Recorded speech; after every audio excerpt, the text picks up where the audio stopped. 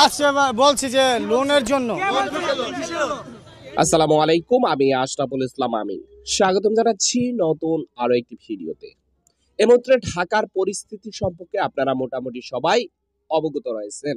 আজকে সারাদিন মোটামুটি ধরেন যে 7 কলেজের শিক্ষার্থীরা মানে একটা হুলস্থুল পরিবেশ চলতেছে। আমি যখন নিউজটা করতেছি সেখানে পুলিশ সেনাবাহিনী সকল কিছু মোতায়েন রয়েছে, ভাঙচুর, অনেকে আহত, অনেক অনেক সংবাদ ইতিমধ্যে পাওয়া গেছে। তবে তার মধ্যে অন্যতম একটা ষড়যন্ত্র যে ফাঁস হয়েছে, মানে সেটা আপনি কল্পনা করতে পারবেন না যে সাধারণ মানুষকে এইভাবে ধোকা দিতে পারে বা এভাবে ধোকা হইতে পারে তাদের সাথে।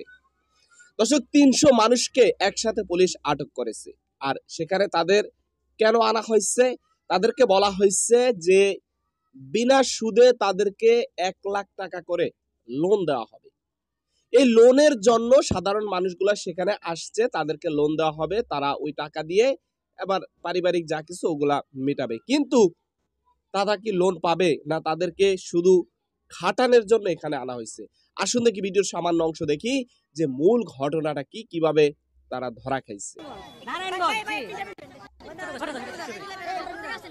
ভাই নারায়ণগঞ্জ থেকে আসছে।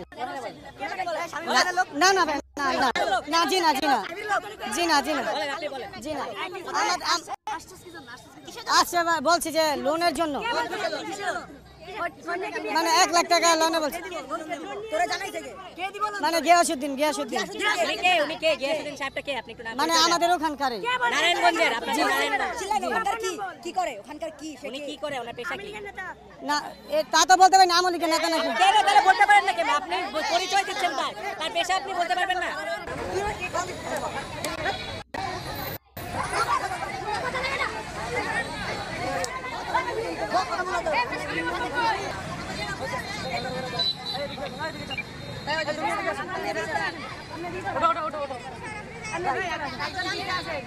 তুমি ভাই আসো না,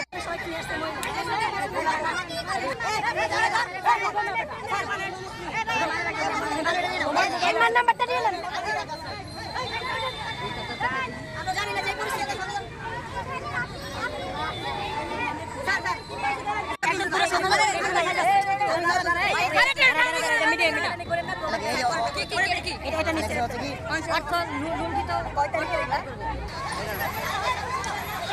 দর্শক, নিশ্চয় ভিডিওর সামান্যতম কিছু অংশ আপনারা দেখলেন। তো দিন শেষে আপনাদের কি মতামত, বা এই যে এমনটা পরিস্থিতি হচ্ছে বা কিছু কিছু লোককে বিভ্রান্তিতে ফেলানো হচ্ছে, দেখেন তারা কিন্তু এখানে অসহায় মানুষ, তাদেরকে যে কোনো একটা টাকার কথা বলে আনছে বা যেভাবেই আনা হয়েছে, হয়তো তারা বিষয়টা বুঝে উঠতে পারে না যে তাদেরকে কোন কাজে খাটানো হয়েছে।